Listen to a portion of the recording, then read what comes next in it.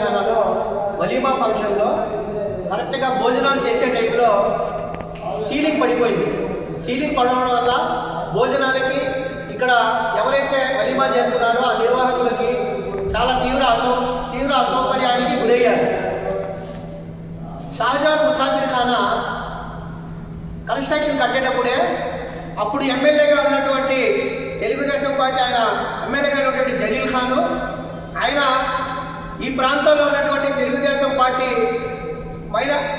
MLC Buddha Venkanna అని చెప్పి బుద్ధా వెంకన్న సమీప బంధువు కాంట్రాక్టులు అందరూ కలిసి షాజహాన్ ముసాఫిర్ ఖానాని కన్స్ట్రక్షన్ చేయడం జరిగింది. అంటే ఈ సీలింగ్ పడిపోవడానికి కారణం నాసిరకమైనటువంటి సీలింగ్ వేశారు. నాసిరకమైన జిప్సం బోర్డు అంటే జిప్సం బోర్డు వేయకూడదు. జిప్సం బోర్డు అంటే అన్ని సీలింగ్ ఇలాగే పడుతూ ఉంటుంది.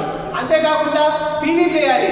క్వాలిటీ నాణ్యమైనటువంటి క్వాలిటీ పిఓపి పీవీసీ అవి ఉన్నాయి, అవి వేయాలి. అంటే క్వాలిటీ వేయకుండా నాసిరకమైన పనులతో షాజహాన్ ముసాఫిర్ ఖానా కన్స్ట్రక్షన్ జరిగింది.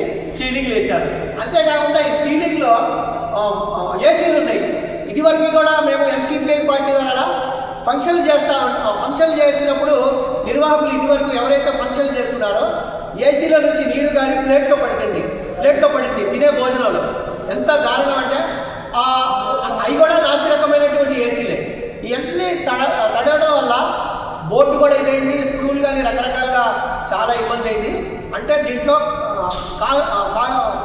కాసులకు ప్రకృతి పడ్డారు. కాంట్రాక్ట్ కానీ బుద్ధా వెంకన్న ఎమ్మెల్సీ కానీ జలీల్ ఖాన్ కానీ.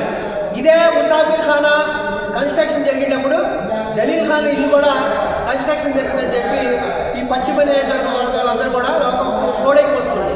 మేము ఒకటే చెప్తా ఉన్నాం, ఇక్కడ ఫంక్షన్లో ఎవరైనా ఫంక్షన్ చేసేటప్పుడు ఎటువంటి ప్రాణహాని కానీ ఆస్తి నష్టం కానీ ఫంక్షన్ చేసేవాడికి కనుక ఇబ్బందిగా గురైతే ఏమైనా గాయమైతే దానికి బాధ్యత జలీల్ ఖాన్ ఎమ్మెల్సీగా ఉన్నటువంటి బుద్ధా వెంకన్న వాళ్ళ కాంట్రాక్ట్ బాధ్యత వహించాలి.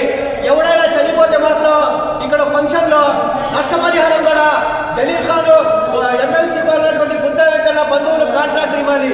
ఎవడైనా చనిపోతే మాత్రం ఆ చనిపోయిన బంధువులతో మాత్రం మీ ఇంటి దగ్గర వచ్చి ముట్టడిస్తా అని చెప్పి.